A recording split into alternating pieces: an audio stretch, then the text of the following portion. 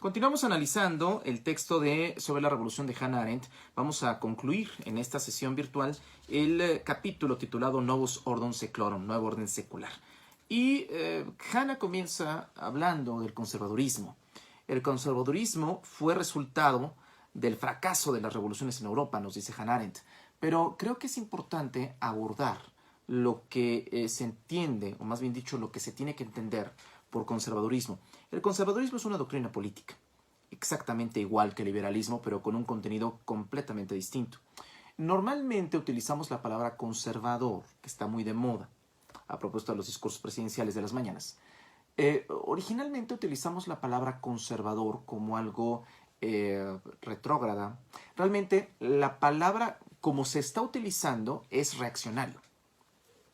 Alguien reaccionario es aquel que defiende los privilegios. Suponemos que, por culpa de las mañaneras, que alguien conservador es alguien que defiende privilegios. No es el caso. El conservadurismo tiene por vía de transformación no la fundación, no la revolución, sino el problema de la reforma que pueda preservar la tradición. La reforma es una ecuación política profundamente conservadora. La reforma es completamente distinta a la revolución. Cada vez que se habla de reformas constitucionales, por supuesto, es una deuda del constitucionalismo democrático a la doctrina conservadora. Hay que decir las cosas con propiedad y hay que hablar como son las cosas. Bueno, entonces, conservador no tiene nada que ver con fifí, con reaccionario, con defensor de los privilegios, sino con aquel sujeto que va a utilizar la reforma como un procedimiento operativo para preservar la tradición en virtud de la innovación. El conservador es aquel que está en favor de la innovación siempre y cuando se preserve la tradición a través de la propia reforma. Entonces, no tiene nada que ver el conservadurismo con lo retrógrada, con lo excesivamente religioso. Religión tiene que ver con religere, viene de ahí, es decir, tiene que ver con un encuentro, con un origen. En fin, o sea, el conservador no tiene nada que ver con las imágenes que nosotros podemos tener del conservadurismo.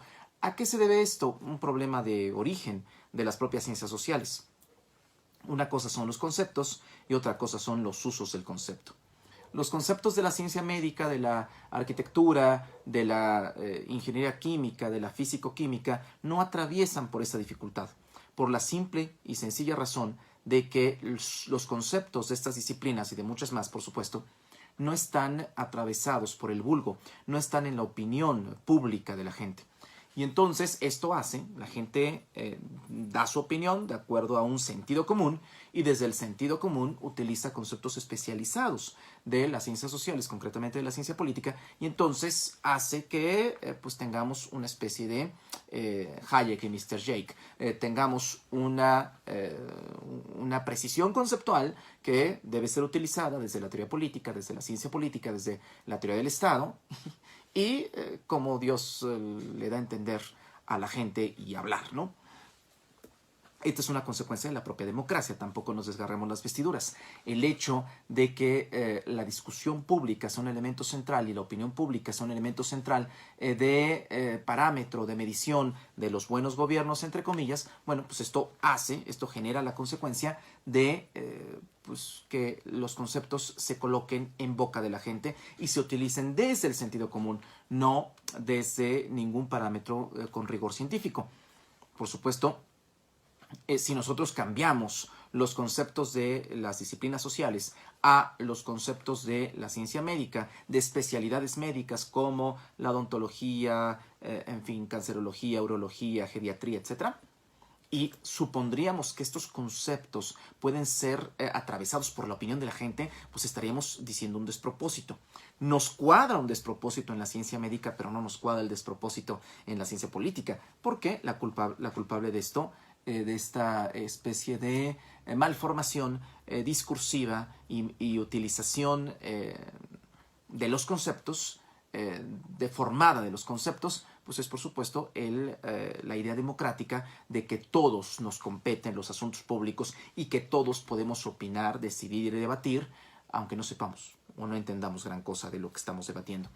Desde luego que ni decidimos, ni debatimos, ni nada, pero bueno, esa es la idea tradicionalmente compartida. Bueno, queda claro, después de esta pequeña nota al pie a una clase de metodología de la investigación o a una clase de introducción a las ciencias sociales, nos debe quedar entonces muy en claro que el conservadurismo no tiene nada que ver con lo reaccionario, tiene que ver con una tradición que utiliza la reforma como un mecanismo para emerger a partir de la innovación. Bueno, una vez que tenemos una especie de vuelo a ojo de pájaro de lo que es el conservadurismo, podemos sentar con lo que ya nos dice Hanna. Dice, el conservadurismo fue resultado del fracaso de las revoluciones en Europa. Tenían sus ojos puestos en la Edad Media los conservadores, mientras que los hombres revolucionarios del siglo XVIII en la República Romana. Hemos ya hablado del tema de Roma hasta el cansancio con Montesquieu, en fin, es un tema recurrente, es un leitmotiv recurrente en el texto de Hanna. Quizá tendríamos que ir a la 271 y después a la 274 para continuar con las reflexiones de Hannah Arendt. Dice, concretamente en la 271-274, no era pues la tradición la que les condujo hasta los orígenes de la historia de Occidente, sino por el contrario, se refiere por supuesto a los hombres revolucionarios, sino por el contrario, sus propias experiencias que les estaban pidiendo modelos y precedentes. ¿Por qué fueron a Roma los padres fundadores de la Revolución Americana? No tanto por un ejercicio histórico, comparativo, metodológico, sino porque estaban buscando referentes a lo que ellos hacían. Recordemos el sentido de la mutualidad que ya hablábamos en clases pasadas. Y ahora sí, creo que tendremos que ir a lo que dice la 274 del texto. Entre las numerosas innovaciones desplegadas en el teatro americano, una expresión de Madison, la más importante quizá y desde luego la más visible, consistió en trasladar la sede de la autoridad desde el Senado romano a la rama judicial del gobierno, pero no se apartaron del espíritu romano al percibir la necesidad de una institución concreta que, a diferencia de los poderes de las ramas legislativa y ejecutiva del gobierno, se estableciese con el propósito de servir a la autoridad. ¿Cuál es la herencia romana en el proceso revolucionario americano? Precisamente la idea de que se necesita una fórmula de cuño romano, se necesita una institución a partir de la cual emanar el problema de la autoridad. Recordemos un poco las sesiones pasadas. Las revoluciones nos conectan con el problema de la fundación. Pero el problema de la fundación nos lleva inmediatamente a un absoluto. Este absoluto estaba presente en la temática francesa, pero estaba completamente ausente en la temática americana. ¿Y por qué estaba ausente en la temática americana? Porque su raíz, la Revolución Americana, su raíz no fue la voluntad general, sino la mutualidad, la solidaridad, los pactos mutuos para llevar a ejercicios comunes, es decir, un completo y absoluto pragmatismo.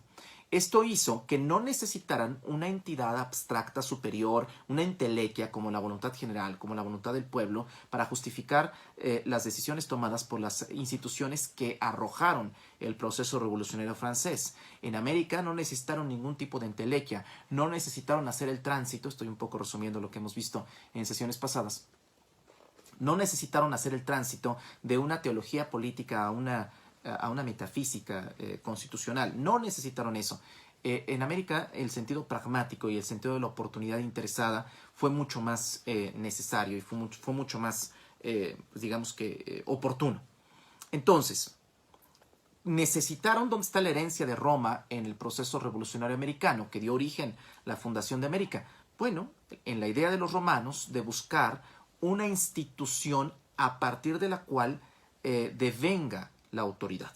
Y ojo, no es lo mismo una entelequia abstracta, el pueblo no es ninguna institución porque no está organizado y desde el momento en que no está organizado no puede ser disuelto. El pueblo no es en ninguna medida ninguna institución. El pueblo es una intensidad, el pueblo es una evocación. Entonces no es lo mismo que la autoridad de las leyes provenga de una evocación como el pueblo, a que provenga de una estructura, de una institución con nombre y apellido. Por supuesto, para el caso romano, la institución que proveía de autoridad a las normas, a las leyes, era el Senado. Para el caso americano es la Corte de Justicia. Y entonces ya podemos llegar a un punto central. La autoridad de la Corte la inhabilitaba para el poder del mismo modo que el poder del Senado determinaba su incapacidad para ejercer su autoridad. Y poco a poco, en el diseño constitucional norteamericano, vamos viendo una serie de ¿qué? Pesos, contrapesos, equilibrios, no solamente equilibrios facultativos, es decir, de facultades diferenciadas, sino que también de principios de ordenación completamente diferenciados. El Senado con posibilidades para ejecutar, con potencialidades más que con poder, con potencialidades para ejecutar cosas. Y la Corte, sin esas posibilidades, sin esa potencia, pero sí con la autoridad que proviene de la exégesis, de la interpretación judicial.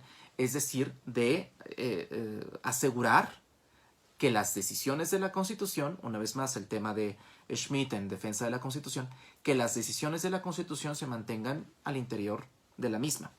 Quizá tendríamos que ir a la 275 y 280 del texto. Y nos dice específicamente Hanna, la falta de poder combinada con la permanencia en el oficio nos indica que la verdadera sede de la autoridad en la República Americana es la Corte Suprema. Esta autoridad se ejerce mediante una especie de constante actividad constitucional, ya que la Corte Suprema es, según la frase de Woodrow Wilson, una especie de asamblea constitucional en sesión permanente. En efecto. ¿Por qué? Porque la posibilidad de revisión que tiene la propia Constitución a través de la Corte hace que la Constitución sea una entidad viva. Una idea de los juristas, Hanna está escribiendo esto en la década de los 60, una idea de los juristas, muy típica de los juristas norteamericanos y también, por supuesto, alemanes, Schmitt entre ellos, encabezándolos, de que la Constitución no es un pedazo de papel, sino es un ente vivo. Las leyes son un pedazo de papel, pero la Constitución son decisiones que se están revisitando y son decisiones que tienen controles. Recordemos que la Constitución necesita ser protegida de los apetitos populares, de la democracia en sí misma. Bueno, creo que esto se combina muy bien si nosotros hacemos el puente con lo que está en la 280. Y dice Hanna, se podría incluso predecir que la autoridad de la República estará a salvo y se conservará intacta mientras que el acto, el origen en cuanto tal, se siga conmemorando cualesquiera que puedan ser los problemas constitucionales prácticos que se plantean. ¿Por qué nos dice esto? Porque obviamente la revolución nos lleva al problema del fundamento, es decir, de fundar nuevas instituciones. Y entonces se convierte en una religión para América, el acto mismo de su fundación. Y está expresado como si se tratara de una reliquia. Recordemos la tradición católica, romana, grecorromana, esta idea de las reliquias, ¿no? Una gota del Papa Juan Pablo II, un pedacito de una astilla de la cruz, supuestamente donde fue crucificado Cristo. Y así sucesivamente. O sea, esta suerte de reliquias nos llevan a la prueba viva de que existió una determinada piedad y de que existió una determinada pasión que movió el corazón de los hombres. Bueno, esta idea religiosa, religere, viene de relación, religar con, conectar con. Esta conexión, para utilizar un sinónimo actual de la palabra, del origen etimológico de la palabra religión, esta conexión es la Constitución misma. La Constitución misma como mudo testigo, o más bien dicho, como inalterable, más que mudo, porque sí habla, como inalterable testigo de que fue fundada América, el acto mismo de la fundación. Exactamente igual como un pedazo de astilla de la cruz como testigo de la crucifixión. Exactamente igual, en este esquema medio extraño, exactamente igual. La Constitución como testigo del acto de la fundación. Y entonces es una auténtica religión la fundación misma y por eso la Constitución norteamericana es un documento sagrado, sacramentado.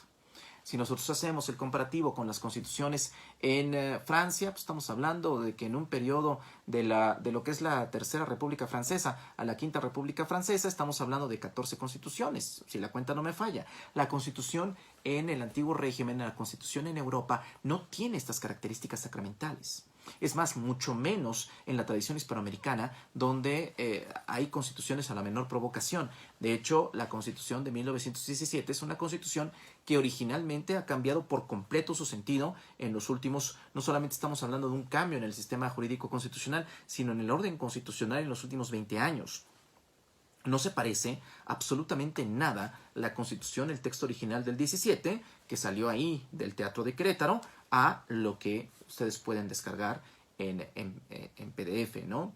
A través de los sitios, el sitio de la Cámara de Diputados, por ejemplo, y que incluso, como si fuera una app constitucional, ¿no? Tiene actualización. La fecha de actualización es hace 4 horas. O sea, esto no existe en la tradición hispanoamericana, y por supuesto que tampoco existe en el viejo mundo, en la tradición europea. El hecho de que hayan colocado la Constitución norteamericana como un testigo inalterable de un evento político, que fue el evento político de la fundación, convierte a ese documento en una reliquia, en un documento sacramentado. Ahora, ¿esto qué hace? Esto hace en América más que en ningún otro lado, y por América me refiero a Estados Unidos. Esto hace en América más que en ningún otro lado que si la Constitución es un documento inalterable, tengamos el régimen de los muertos sobre los vivos. Y entonces, si es inalterable, no puede haber discrepancia. Es decir, el pueblo norteamericano no tiene la posibilidad de discrepar frente a su Constitución. Y esto en noviembre, en Estados Unidos, se va a poner a juego. De hecho, una tensión una elección como la que tuvo Trump, por supuesto que tuvo protestas y que tuvo una serie de desavenencias, pone en contradicción a los electores norteamericanos con su diseño constitucional. Y seguramente, después del COVID, Donald Trump no se va a reelegir. Y obviamente Donald Trump va a poner en duda el procedimiento electoral. Y entonces pone en duda el presidente. Hemos estado acostumbrados a que en algunas elecciones muy contadas, sobran los dedos de esta mano, a que en algunas elecciones presidenciales el electorado esté contrariado con su constitución. Nunca de manera tan intensa como fue con la reciente elección de Donald Trump durante su primer periodo en la oficina oval. Pero lo que vamos a ver, como seguramente va a perder Donald Trump, es un presidente, un ejecutivo contrariado con el sistema constitucional, con el sistema facultativo de su constitución. Eso va a ser inédito, histórico, nunca antes visto. Algo muy normal en las democracias bananeras latinoamericanas, ¿no? Por eso cambian la constitución a la menor provocación. Algo muy normal en América Latina, en Hispanoamérica.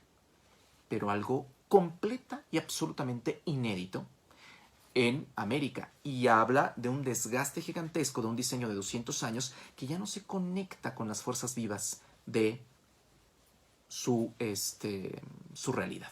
Bueno, por ahí va el tema. Estábamos leyendo la 280 y nos dice: cuando los americanos decidieron alterar el verso de Virgilio, originalmente es Magnus Ordum Seclorum, máximo orden secular, a Novus Ordum Seclorum, es decir, nuevo orden secular, habían admitido que ya no se trataba de fundar Roma de nuevo, sino de fundar una nueva Roma.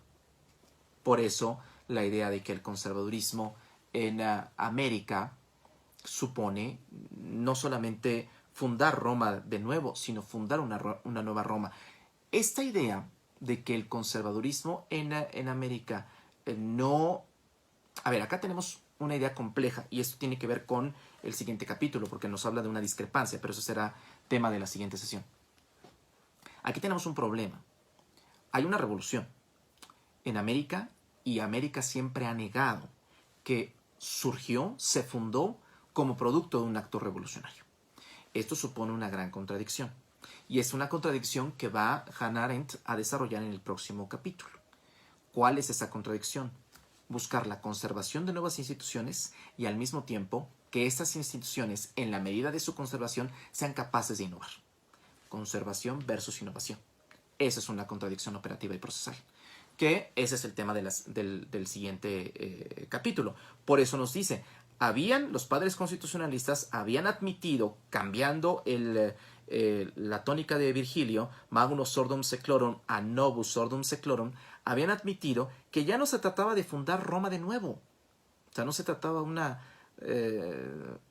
New England, por decirlo de alguna manera, o la idea de las transformaciones discursivas de Palacio Nacional, ¿no? Primera transformación, segunda transformación, tercera, cuarta, quinta, sexta. O sea, no.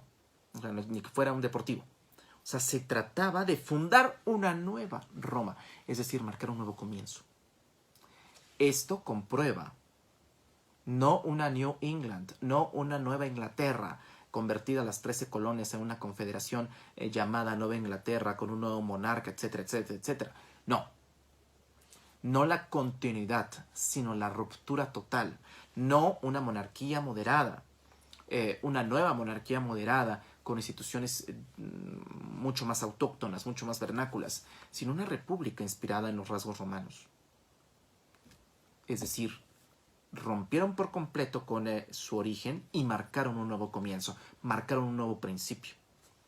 Esto asegura y constata que lo que dio origen en América, más allá de un pacto, porque en efecto fue un pacto, fue un pacto constitucional, un contrato social, por decirlo en la jerga de Rousseau, más allá de un contrato, que eso es la materia prima, fue una revolución lo que dio origen a América. Y América siempre ha guardado este elemento, digamos que por debajo del tapete.